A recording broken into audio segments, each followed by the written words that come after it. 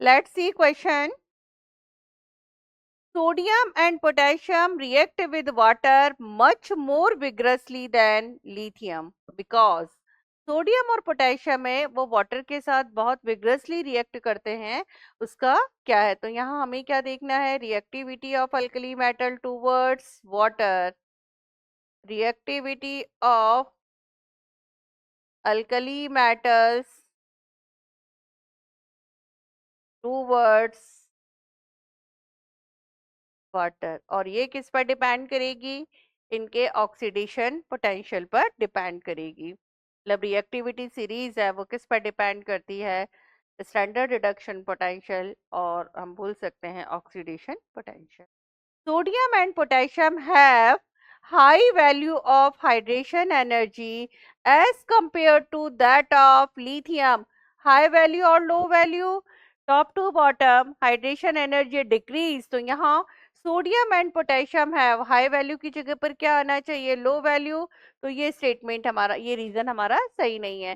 Sodium and potassium have higher melting point than that of lithium. It is wrong statement. Melting point जो होता है वो top to bottom decrease करेगा। Sodium and potassium have lower melting point than that of lithium. Sodium और potassium का melting point है वो lithium से कम है। ट्रू स्टेटमेंट है।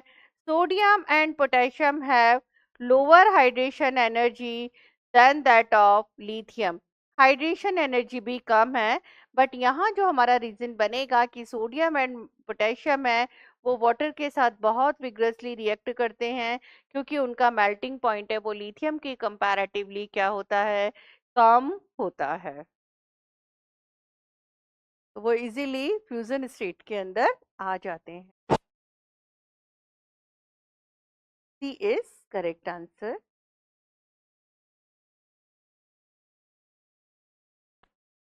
अब यहाँ जो हम बोल रहे हैं हाइड्रेशन एनर्जी का order,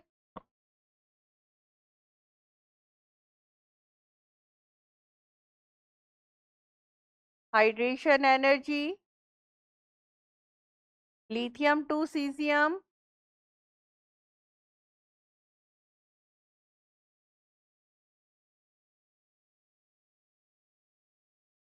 decrease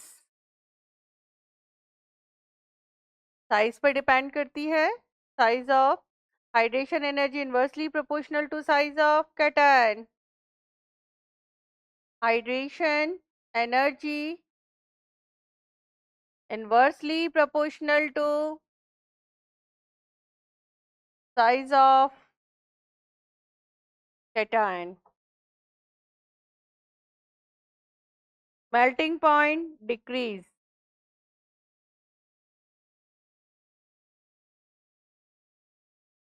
melting point directly proportional to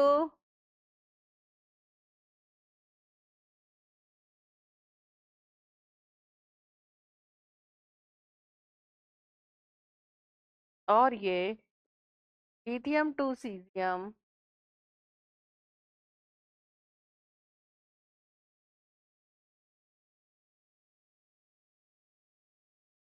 sodium and potassium have lower hydration